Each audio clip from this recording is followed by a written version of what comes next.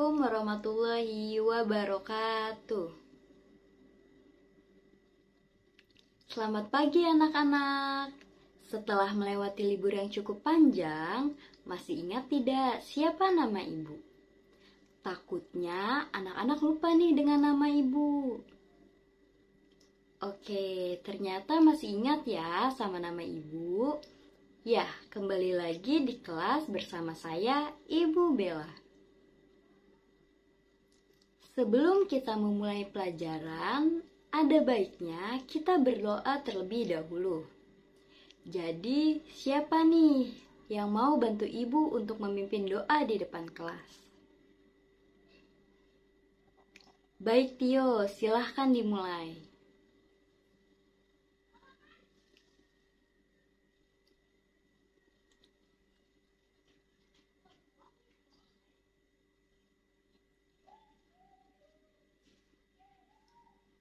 Nah, baik. Terima kasih Tio karena sudah membantu ibu untuk memimpin doa di depan kelas.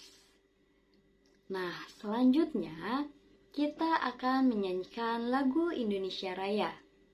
Dimohon untuk anak-anak ibu berdiri.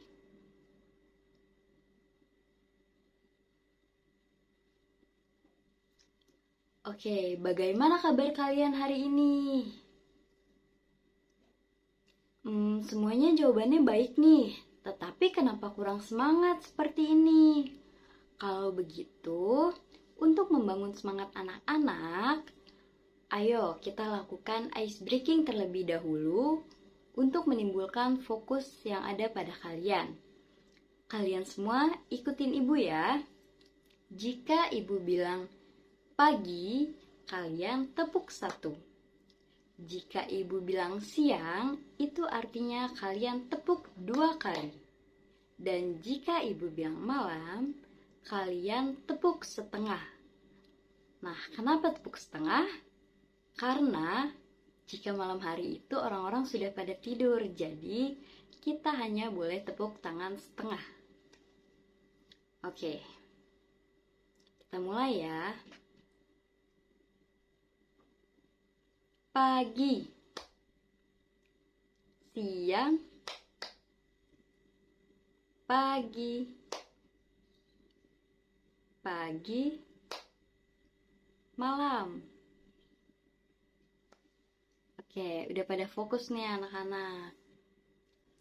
Sekarang semuanya sudah terlihat lebih ceria dan semangat nih. Kita langsung mulai pelajarannya ya anak-anak.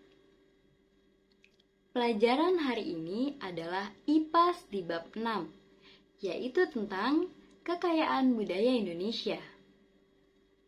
Sebelum masuk ke materi, Ibu akan menjelaskan tujuan dari pembelajaran kekayaan budaya Indonesia, yaitu yang pertama, peserta didik dapat menyebutkan kekayaan alam yang ada di daerah tempat tinggalnya. Yang kedua, peserta didik dapat mengorelasikan pengaruh geografis dengan kekayaan alam di daerah tempat tinggalnya. Dan yang ketiga, peserta didik dapat menyebutkan cara yang bijak untuk memanfaatkan kekayaan alam di daerah tempat tinggalnya. Nah, anak-anak, coba sekarang jawab pertanyaan ibu. Berasal dari manakah orang tua kalian?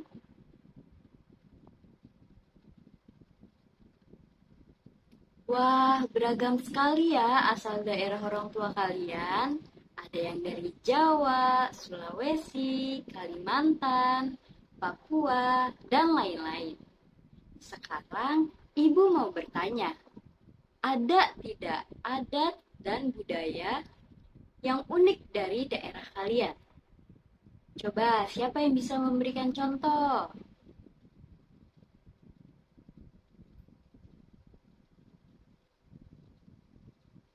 Iya, benar sekali. Tentunya adat dan budaya yang unik dari masing-masing daerah tentunya berbeda. Di sini, Ibu akan memberikan contoh lain. Di antaranya adalah yang pertama, tradisi potong jari dari Papua. Tradisi yang terbilang ekstrim ini memang sudah banyak ditinggalkan oleh suku Dani. Potong jari adalah tradisi untuk menunjukkan kesedihan karena ditinggal oleh anggota keluarga. Bagi suku Dani, jari mempunyai arti yang lebih dalam. Disimbolkan sebagai bentuk kerukunan, kebersatuan, dan kekuatan dalam diri manusia ataupun sebuah keluarga. Yang kedua, gigi runcing. Suku Mentawai, Kalimantan. Bagi suku Mentawai, wanita yang cantik harus memenuhi 3 kriteria. Yang pertama, telinganya yang panjang. Yang kedua, tubuh yang dihiasi oleh tato. Dan yang ketiga, giginya yang runcing. Nah, jadi gigi yang runcing ini diyakini akan menambah kecantikan sang wanita. Selanjutnya, ada Dugderan dari Semarang. Menjelang bulan puasa di kota Semarang akan ramai dengan acara Dugderan. Tradisi yang sudah ada sejak dahulu ini adalah penanda bahwa bulan puasa telah datang. Salah satu ciri khas dari acara ini adalah arak-arak warak ngendok. Warak ngendok ini adalah binatang rekaan yang bertubuh kambing, berkepala naga, serta memiliki kulit sisik emas. Anak-anak, sekarang ibu akan memberikan tugas untuk kalian untuk mewawancarai 5 teman sekelas mengenai asal daerah, makanan khas, rumah adat, dan pakaian adat.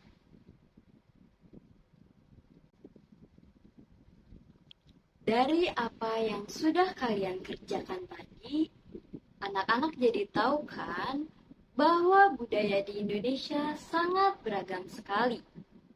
Mulai dari pakaian adat, rumah adat, dan makanan khas daerah. Selanjutnya, anak-anak ada yang tahu tidak apa saja faktor penyebab Indonesia memiliki kekayaan dan keragaman? Baik, silakan jika ingin menjawab.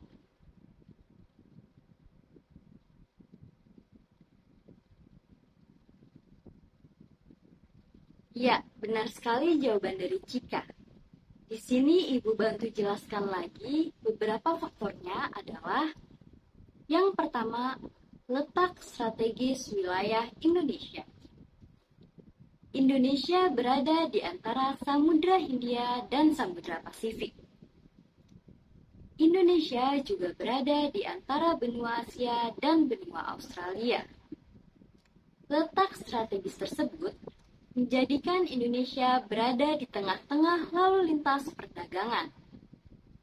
Para pedagang dari berbagai negara datang ke Indonesia membawa agama, adat istiadat, dan kebudayaan dari negaranya. Banyak pendatang menyebarkan agama, adat istiadat, dan kebudayaan negaranya, baik dengan sengaja maupun tidak sengaja. Yang kedua, kondisi geografis negara kepulauan. Berdasarkan data yang ada, Indonesia merupakan wilayah kepulauan yang terdiri atas 17.491 pulau, penduduk yang menempati satu pulau atau sebagian dari satu pulau tumbuh menjadi kesatuan suku bangsa dan budaya sendiri. Yang ketiga, perbedaan kondisi alam. Kehidupan masyarakat pantai tentu berbeda dengan kehidupan masyarakat pegunungan. Masyarakat pantai lebih banyak memanfaatkan laut untuk mempertahankan hidupnya, yaitu dengan menjadi nelayan. Sebaliknya nih anak-anak, masyarakat yang tinggal di lereng pegunungan memiliki upaya sendiri untuk mempertahankan hidupnya. mereka lebih memilih mata pencaharian yang berkaitan dengan relief alam pegunungan, misalnya sebagai peternak atau petani sayur. Bagaimana dengan masyarakat yang tinggal di kota seperti kita saat ini? Nah, masyarakat yang tinggal di kota seperti kita tentu tidak akan menjadi nelayan. Masyarakat kota cenderung untuk membuka usaha sendiri, bekerja di kantor, atau bekerja di pabrik. Yang keempat, keadaan transportasi dan komunikasi. Kemudahan sarana transportasi dan komunikasi memudahkan masyarakat berhubungan dengan masyarakat lain. Sebaliknya, sarana yang terbatas akan menyulitkan masyarakat dalam berhubungan dan berkomunikasi dengan masyarakat lain. Kondisi ini menjadi penyebab keragaman masyarakat Indonesia. Yang kelima, penerimaan masyarakat terhadap perubahan. Keterbukaan masyarakat terhadap sesuatu yang baru, baik yang datang dari dalam maupun luar masyarakat, membawa pengaruh terhadap perbedaan masyarakat Indonesia. Karena keterbukaan ini menyebabkan akulturasi budaya.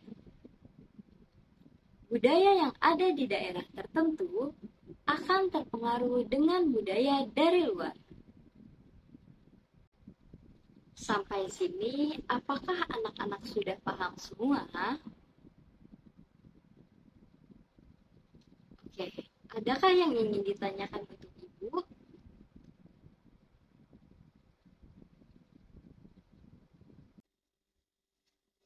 Wah, pertanyaan yang bagus sekali nih dari Adam. Oke, Ibu jawab ya. Jadi, sikap kita terhadap keberagaman bangsa Indonesia adalah menghargai, menghormati, dan menjaga serta melestarikan segala keberagaman tersebut. Keberagaman ini sendiri, apabila dipandang positif, akan menjadi kekuatan tersendiri bagi bangsa Indonesia.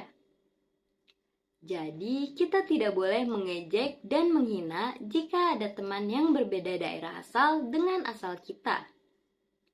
Sebaiknya kita harus menanamkan sikap toleransi dalam kebinekaan, sehingga dapat hidup berdampingan secara damai dan saling menghargai. Bagaimana, Adam? Apakah sudah paham dengan jawaban Ibu? Baik, bagus kalau sudah paham. Sebelum pembelajaran hari ini Ibu akhiri, Ibu minta untuk anak-anak menuliskan di kertas lembar apa kesan yang kalian dapat dari awal pembelajaran hingga akhir. Dan menuliskan kesimpulan apa saja yang sudah dipahami pada materi yang Ibu jelaskan hari ini. Anak-anak, apakah ada kendala yang kalian alami selama pembelajaran berlangsung? Jika ada, silahkan tunjuk tangan. Baik, Ibu lihat tidak ada yang memiliki kendala pada materi hari ini. Dan Ibu lihat anak-anak Ibu sangat antusias nih mengikutinya. Jangan lupa ya anak-anak untuk mengerjakan tugas lembar kerja peserta didik dan dikumpulkan besok pada Ibu. Anak-anak yang Ibu cintai, Ibu harap kalian tetap seperti ini, mempunyai semangat belajar yang tinggi. Karena ilmu takkan pernah basi, takkan pernah tak berguna, takkan pernah sia-sia, hingga masa ke masa. Baik, silahkan anak-anak rapihkan semua buku dan alat tulisnya ke dalam tas. Lalu kita bersiap untuk pulang. Sebelum pulang, ada baiknya kita berdoa terlebih dahulu untuk mengucap syukur agar apa yang kita pelajari pada hari ini dapat bermanfaat. Ada yang mau bantu Ibu nggak nih untuk memimpin doa? Baik, Fakih silahkan ke depan kelas.